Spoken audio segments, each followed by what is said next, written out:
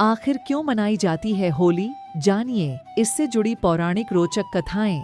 होली वसंतोत्सव के रूप में फाल्गुन मास की पूर्णिमा के दिन मनाई जाती है। यह दिन सतयुग में विष्णु भक्ति का प्रतिफल के रूप में सबसे अधिक महत्वपूर्ण दिनों में से माना जाता है। होली हिंदुओं का सांस्कृतिक, धार्मिक और पारंपरिक त्योहार है।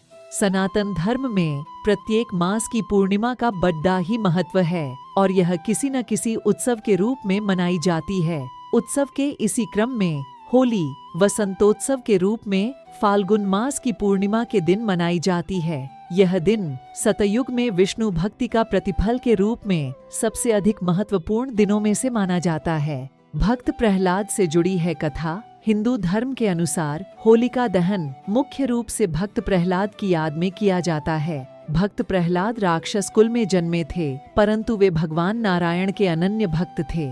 उनके पिता हिरण्यकश्यप को उनकी ईश्वर भक्ति अच्छी नहीं लगती थी, इसलिए हिरण्यकश्यप ने प्रहलाद को अनेकों प्रकार के जघन्य कष्ट दिए। उनकी बुआ होलिका, जिसको ऐसा वस्त्र वरदान में मिला हुआ था जिसको पहनकर आग में बैठने से उसे आग नहीं जला सकती थी, होलिका भक्त प्रहलाद को मारने के लिए वह वस्त्र पहनकर उन्हें गोद में लेकर आग में बैठ गई।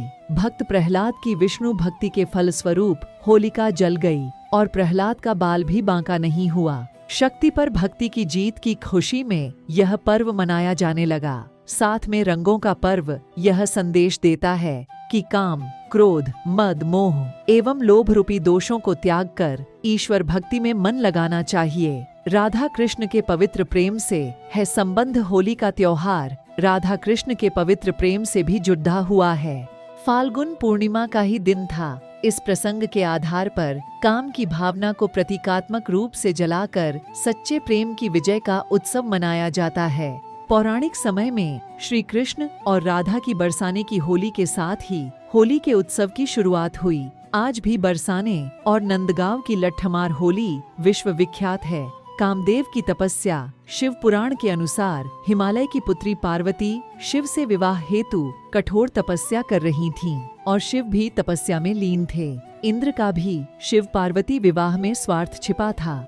कितादकासुर का वध शिव पार्वती के पुत्र द्वारा होना था। इसी वजह से इंद्र आदि देवताओं ने कामदेव को शिव जी की तपस्या भंग करने भेजा। भगवान शिव की समाधि को भंग करने के लिए कामदेव ने शिव पर अपने पुष्प बाण से प्रहार किया था। उस बाण से शिव के मन में प्रेम और काम का संचार होने के कारण उनकी समाधि भंग हो गई। इससे क्रुद्ध होकर शिव जी ने अपना तीसरा नेत्र खोल कामदेव को भस्म कर दिया। शिव जी की तपस्या भंग होने के बाद देवताओं ने शिव जी को पार्वती से विवाह के लिए राजी कर लिया। कामदेव की पत्नी रति को अपने पति के पुनर्जीवन का वरदान और शिवजी का पार्वती से विवाह का प्रस्ताव स्वीकार करने की खुशी में देवताओं ने इस दिन को उत्सव की तरह मनाया। यह दिन